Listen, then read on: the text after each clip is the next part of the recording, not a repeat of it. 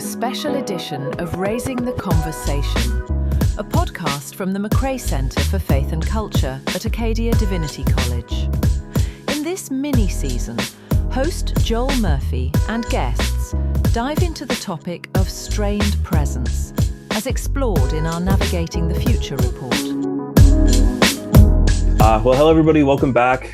This is going to be a different type of podcast, I suppose, than our previous ones or the other podcasts in this series. Today, I'm joined by Jeff Summers, as well as Carley Lee.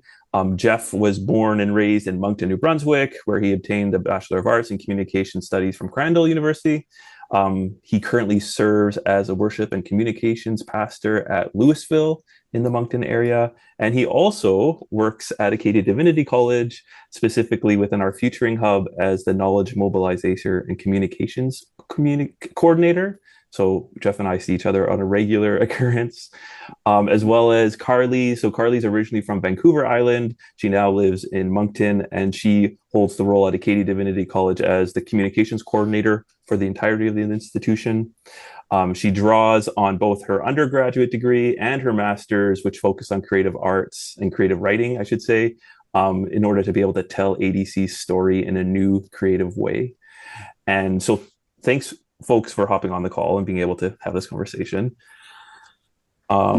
It's to be fully transparent. The hope and the intention of this time is for us to be able to kind of communicate and share about our experience of the trends and the Navigating the Future report, focusing on strained presence, and make it land a little bit more on more of a human level. We are involved at Acadia Divinity College. Obviously, we work together, but we're the team that kind of did the pre-reading and design work for the report. And so we're excited to be able to kind of engage with it and chew on it a little bit and share our experience with it, both as people working at Acadia Divinity College, but also as lay leaders and Jeff as a pastor, to be able to try and not just approach it from a research lens, but from a human lens. And so that's going to be our conversation today. It's going to be pretty informal, and our hope is that it can help the research land in a different way than maybe other conversations.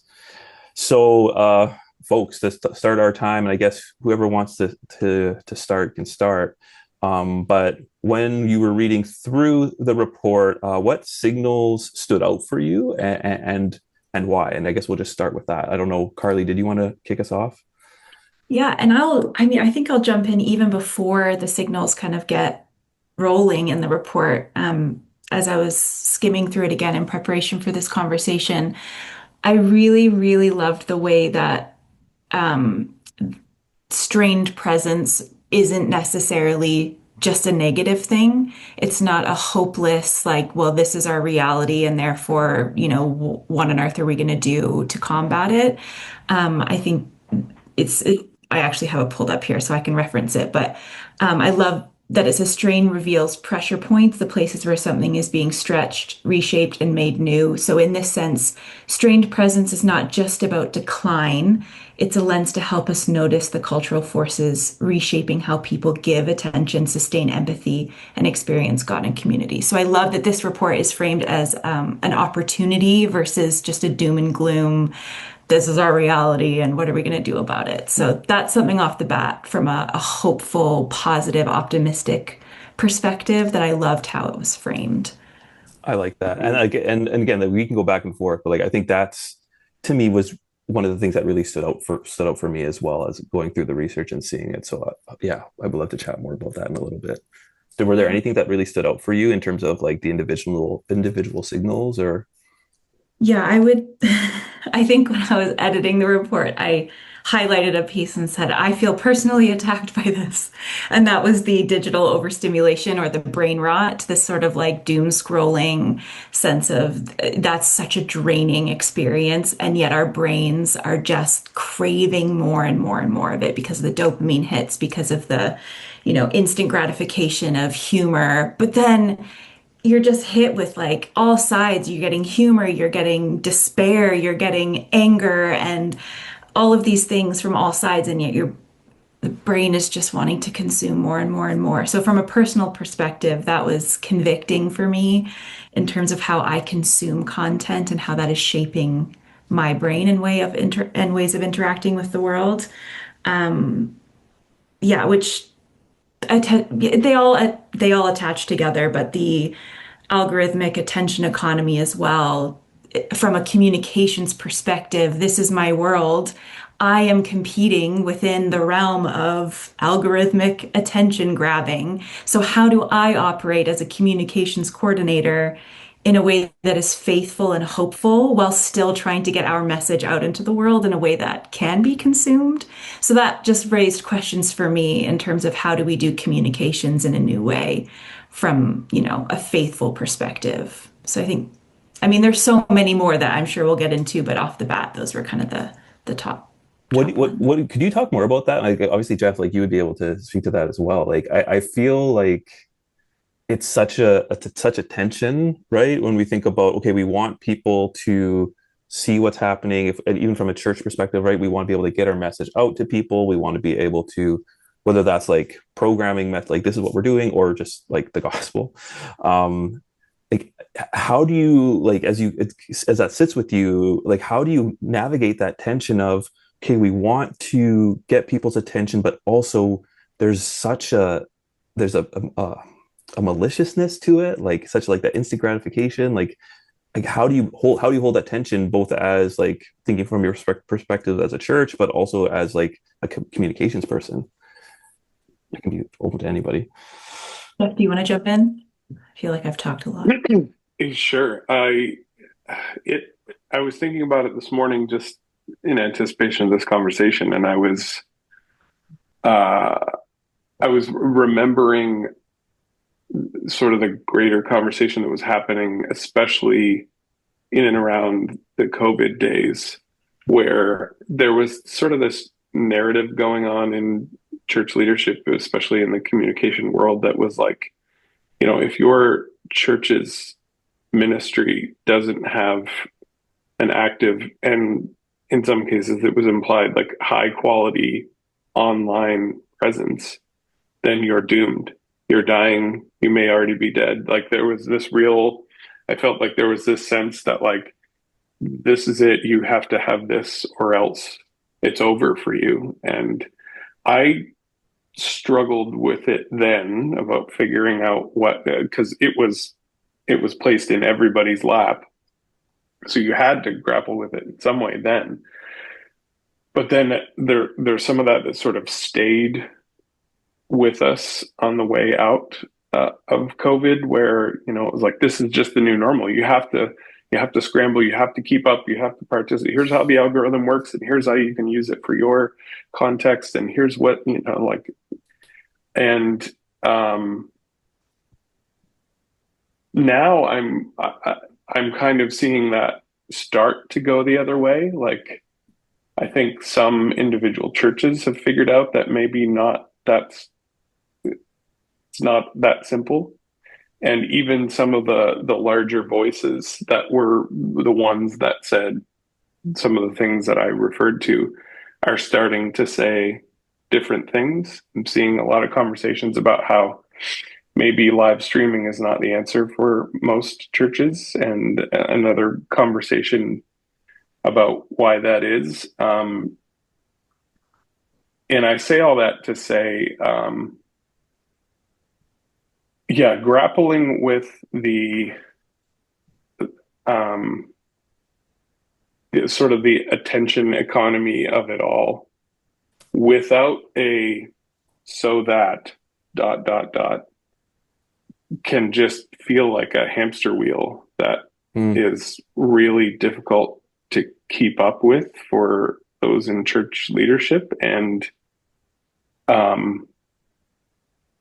if you don't approach it with, we're going to enter into the fray of all of this with a clear definition of what success is going to look like for you, like what are you hoping, like how are you going to define whether this is quote unquote working, or what does it look like for this to be a win for you? Then God help us all. I think it's just going to it'll just continue to churn and eat us all up. We're just going to be scrambling to try to learn to keep up, and it changes all the time, and we'll just get lost in this. We have to do this because that's how the algorithm works now, and we have to be in the conversation because everyone's in the conversation, and we have to. And I'm just, I think we just need to say, for what? And if you're for what drives you into that space, great. Then go into it with eyes open and measure how those results are coming back. But just because it is the thing that's happening now and we see it happening all around us, like I think we need to approach it with some caution and some clarity before, because it's just so, like Carley said, it is overwhelming and relentless at times. I don't know if that made complete sense, but No, I definitely agree with that in terms of so what? Like if you're putting content out, if we're talking content here, so that you go viral, so that you reach more people, but then who are you reaching and what is the outcome of that reaching? So, if I put my college hat on, I'm thinking, okay, the ideal is that we reach people so that they know that we exist. And so are there fruitful pathways for them to, see something about Acadia Divinity College and take action so that they can have a conversation with a real human? I kind of thinking of those actual pathways. Mm-hmm. But chasing after, a viral post to go, oh, well, we need to get our engagement up. But what does that look like realistically? Are they just numbers on a screen because our content just happened to be put in front of certain sets of eyes versus kind of meaningful follow through? I'm still day to day what that actually looks like, and I don't have answers. I think it changes every day because things are moving so quickly. But as you say, Jeff, if we're just chasing after the viral moments, the, upping our views and increasing our engagement, is that actually the outcome that is going to build our discipleship, build our formation in churches, or, lead to people pursuing theological education for formation, if we're talking about the college side of things?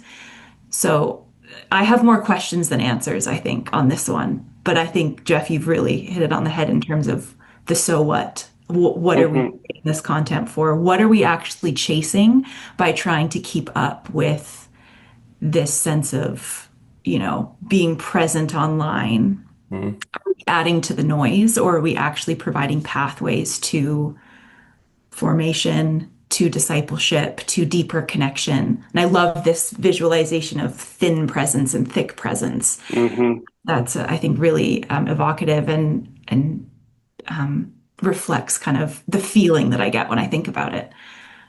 Right, which is tricky if you think about the future, like the way that the world is working, is that there is the online digital space is a place where people are, right? A lot of time is spent. Like there's like scary statistics around how much time young people are spending on their screens. And there is also research to support that young people know they're spending too much time on their screens, yet here we are. And I think we could all say that just on personally, how like I should probably stop my doom scrolling or whatever it might be. So I think like I appreciate the insights around like how do we approach it with sensitivity, because the nature of it is potentially negative or malicious, but the fact is that that's where people are, right? Like I think that's the tension where, as we see the implications or the ways in which like the current patterns of the world are working, like, and then the possible future, like it gets into the future in conversation, right? Like the possible future is where like people exist solely online.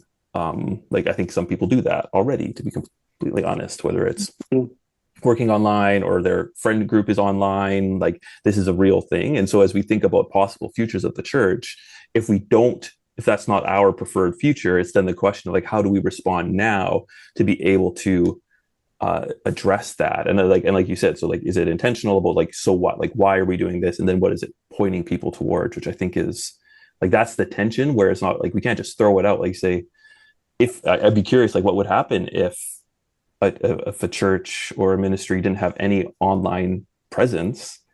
Like, are they what's the implications of that for them? So I think it's a good tension point for us to chew on. Were there any other, I don't know if people have feedback to that or response to that, or like Jeff, was there other signals that changed that kind of caught you, or like you, oh, this is interesting? Yeah, I guess it's probably connected to the sort of social disconnect and loneliness. Because if I was to sort of my church leadership lens, those kind of words jump off the page for you. If you're in the people business, you definitely want to be, aware of, of what's going on in the world in those terms, I would say. And Joel, you and I have had this conversation before. You talked about this idea that there's this emotional overwhelmedness, to invent a word that I can't defend just now, but I'll look it up. That sort of results in people's inability to really pour into and to commit to things that even they would deem important. Like on paper, if you ask them what was important, they might list community, they might list their local church and that sort of thing. And yet we're seeing them have trouble committing to it, and that they would cite the feeling of being overwhelmed by all of the other things emotionally that they have access to or that have access to them. And I would say that's something that I at least anecdotally observe is that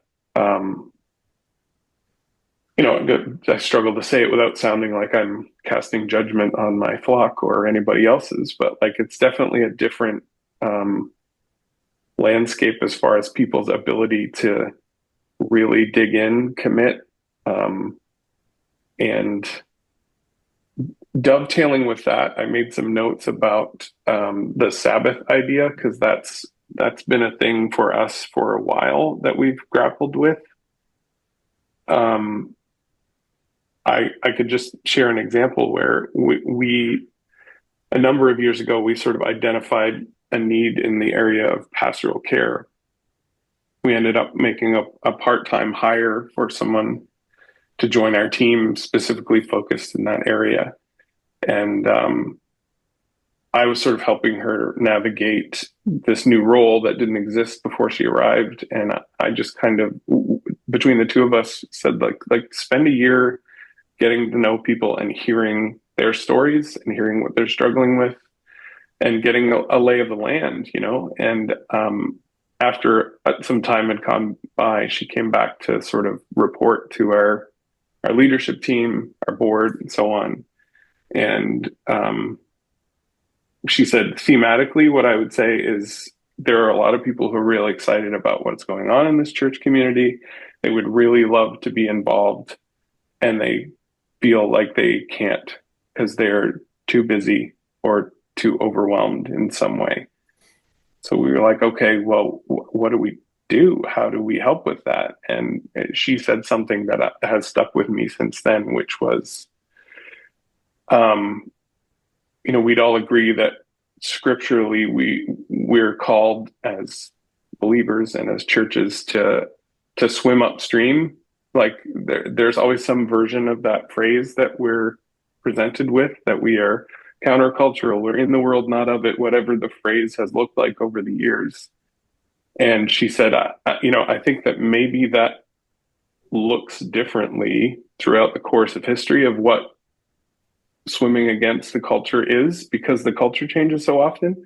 She said, maybe the moment for us right now, what looks different is a slower pace to life and less commitment and more time for rest, more time for reflection, because that's not what the world around us is presenting.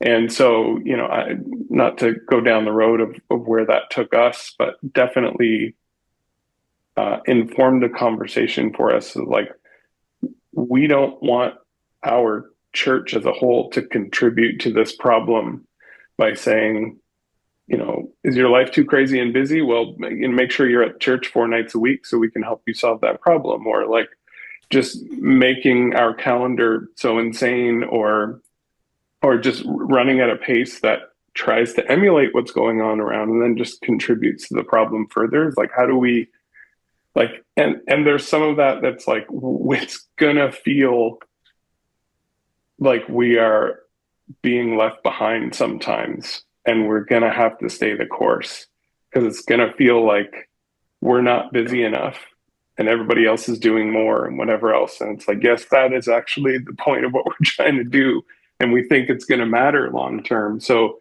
I was all of those things kind of came back quickly when I was engaging with some of that, the disconnectedness, and then the Sabbath idea as well. So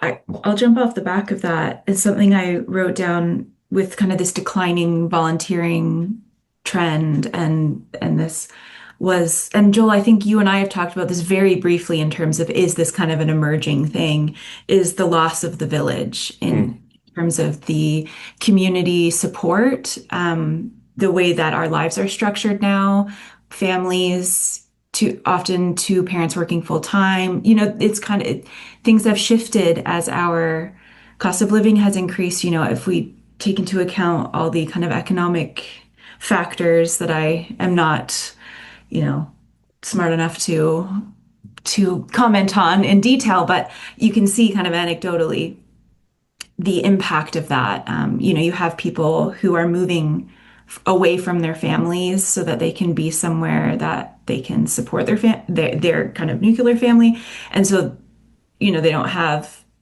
the same sense of village as you would have if you were kind of born and raised in the same place, and how that's impacting our ability to sort of engage outside of just surviving and just kind of keeping ourselves going, which then again, impacts the sense of loneliness because you're so focused on just, looking after your family that you don't have a chance to connect. And so how all of these things are kind of compounded. And so I love kind of, Jeff, the overarching kind of theme of what you're saying is, let's do things differently. Let's think counterculturally. Let's think maybe not what can we do more of, but what can we do less of, but also not in a way that just goes, okay, we're not going to do anything. There's still a sense of discipline and a sense of intentionality, which I think we can also struggle with intentional rest, because if you're resting, that means you're not, being productive or, working towards other things that, need to be done. So learning how to rest, I think is helpful. But yeah, this whole sense of kind of loss of village has been something that I see. What does it mean to be a village? How do you create a village in a place where you don't have roots and connections? What does that look like? How do you be a village for someone else, and how do you let someone else be a village for you? And then how then could that help us be more connected, feel like we have more capacity, all these things? There's the village thing is interesting to me and this is all just off the dome kind of thoughts or whatever, but I makes me wonder if part of what we used to have in that village sense, in the absence of the sort of online global access, is there a chance that maybe part of that was like you kind of had to figure out how to navigate difficult people and or relationships, and you had to sort out an eclectic group because this was the extent of your opportunity for community? Unintentional rhyme, like you had to sort that out because other than geographically moving and trying another group, like this was it. So, and now it's kind of like, no, I can curate my own community. Like I will just find spaces, voices, influences, and I am going to create a team of people that only push me as far as I want to be pushed.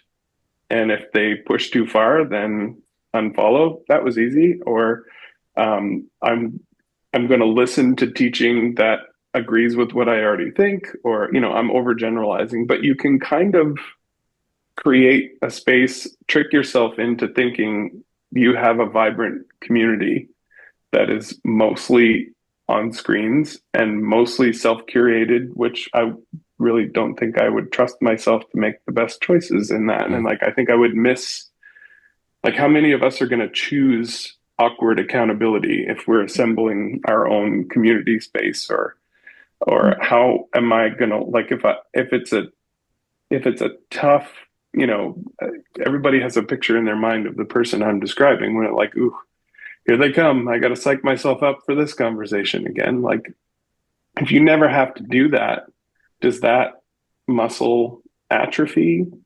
And then when you do, like, show up to church, which is the context I'm talking about, or maybe it's in the classroom in this case or whatever, then are you just completely unarmed to have, like, or ill-equipped to deal with that in quote unquote real life? And like, how does that play out long term? Anyway, that's kind of the swirl of when we talk about village. I'm like, there's some of the stuff that we would jump quickly to delete because it's the awkward, hard stuff that may be part of the recipe that actually makes it work if you stick it out. Yeah. And then there's the very thin line of, and I think this is mentioned in the report too, that nostalgia for times past. It was better back then, and therefore we must return. And that I don't think that's what either of us are saying. It's more the thinking of where have the changes happened? What are we losing by not having the kind of challenges that come with that, but not saying let's just return to that because it was just fully better. Because I think we can all agree that, things have improved in some ways and not improved in other ways. That's just reality. I don't think we're looking back with heart eyes or, through rose-colored glasses on, we should go back to purely village life. But I think there are things that can be learned from things that have been lost potentially. Yeah. Well, and I think, like, that's like, but one way that I would see the value of engaging with, like, the report is that it can help give some sense making to that, right? Like, it can help like recognize, like, things have changed. Like, we cannot ignore that, and we can be critical of, like, sure, so we're seeing increased engagement with online spaces. Like, we can be critical of that in terms of, like, is it actually good? Is it not?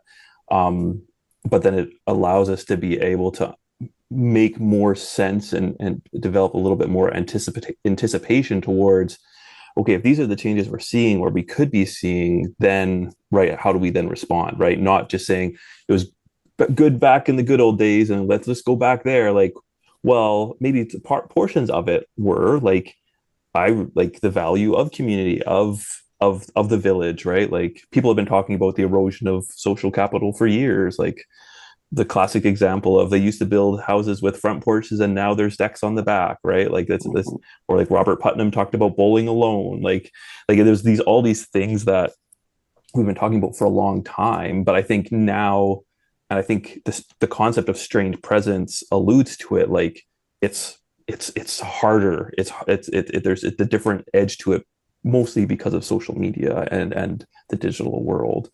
But then also, as you started the time, Carley, like, that there's a lot of hope in it. I think, like, there's a lot of opportunity when we think about, again, that so what, like, why are we doing it?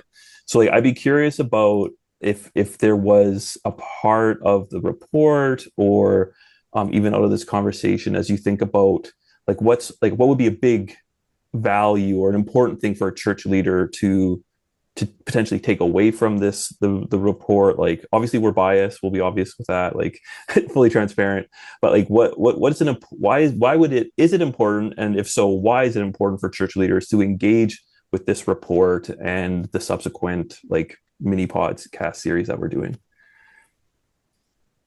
I'm going to steal something that Jeff said in your story about kind of pastoral care, is by engaging with this, but with the report and all of the information and the tools that it provides, you're getting to know your people. You're getting kind of into the brains of the people who are sitting in your congregation or in your organization, in your institution, however you're leading. And who wouldn't want that sort of insight in order to inform your next steps and whatever action you feel like you need to take? This may not be surprising to you. Like you may read it and go, well, yeah. But you also might find hope and tools that you'll be able to apply. So instead of just going, well, yeah, that's our reality, this is just what we're dealing with, you can go, this is what we're dealing with, and this is how I can take informed action to help my community grow, to help us go deeper, to help us engage in formation, in faithful discipleship, fill in the blank, whatever your ultimate goal is.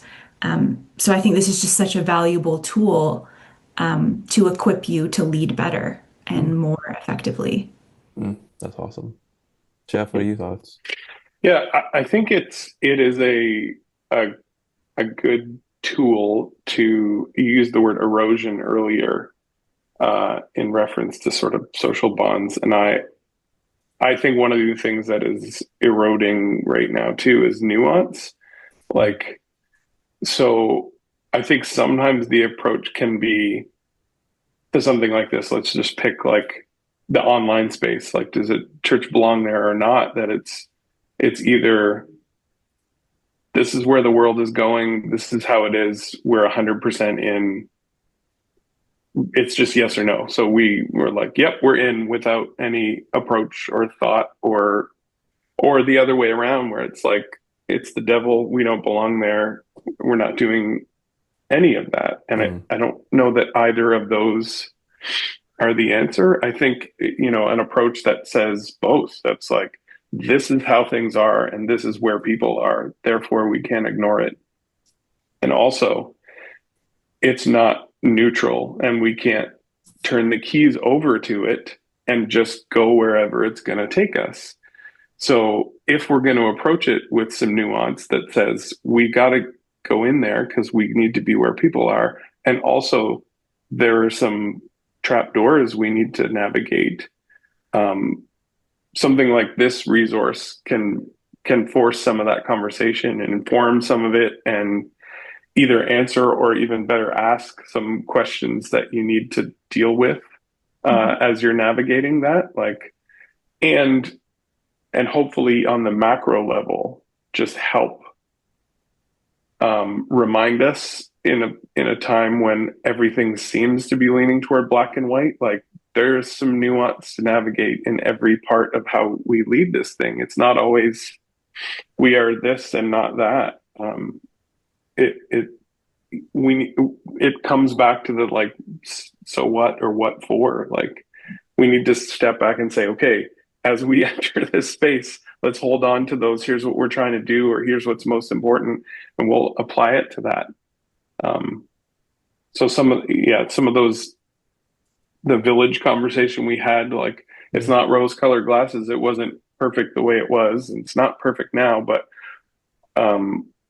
what were we trying to accomplish then that did work? And how does that work in this current expression? We're not trying to reach back and duplicate the way it was expressed.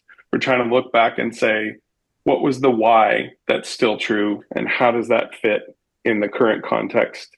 That one of our stated values at Louisville is we pursue the creativity of Jesus together.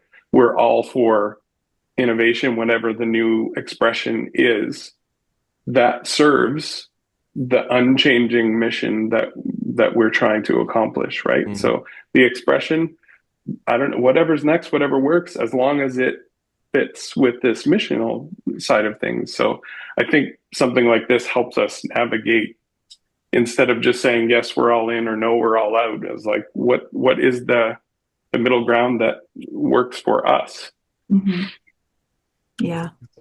And with imagination too. I think sometimes when we come across these big questions, it can be hard to know how to break them down into digestible, actionable, what's to the so what, because it's so big and can feel so insurmountable.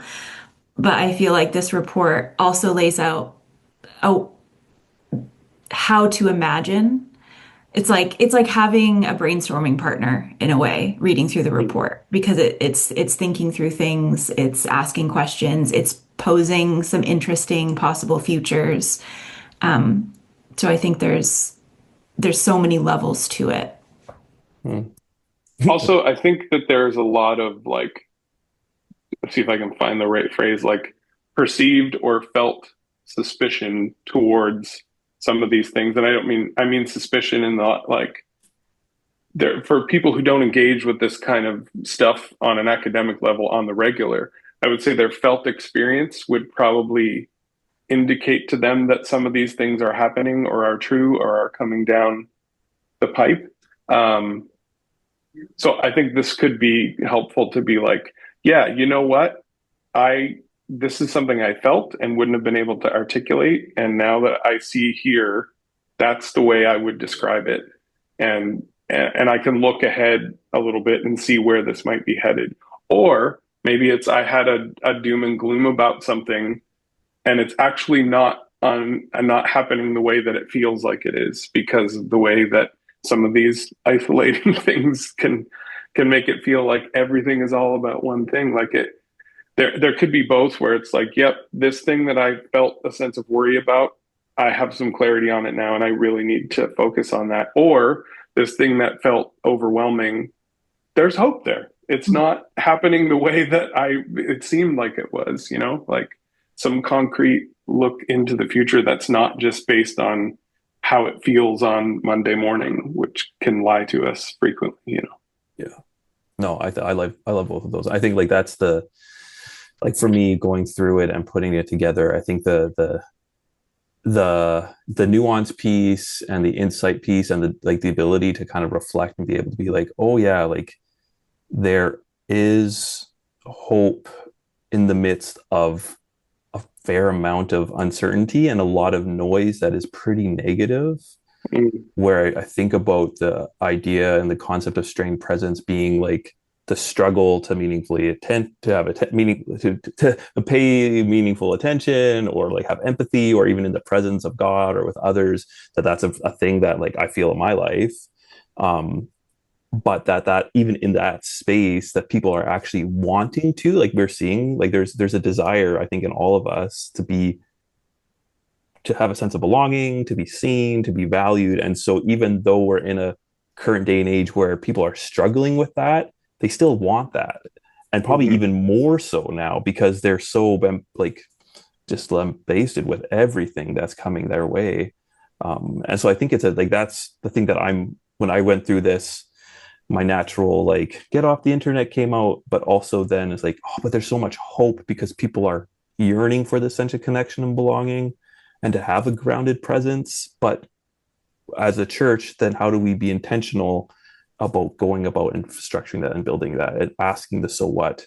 So I think for me, that's where I get excited about like potentially seeing how this type of research can be used, because it is about understanding where we are and then being able to look to the future and make decisions based on potential changes and be intentional and have hope and agency and strong discernment in the midst of all the things we're facing. So I think it's great and I'm excited. This was a really interesting conversation. It's always helpful to talk with people about this and here. And so thank you. And if there's the resource or the report is available, and our hope is that this is just the start of a conversation to be able to again see the value of it, not just as like an academic exercise, but ultimately as like Carley, you said, like a dialogue partner. That's our hope. So I don't know if there's any concluding statements or thoughts, but thanks so much for sharing your insights today, folks. Thanks, Joel. Yeah, thanks for the chance. It was a blast.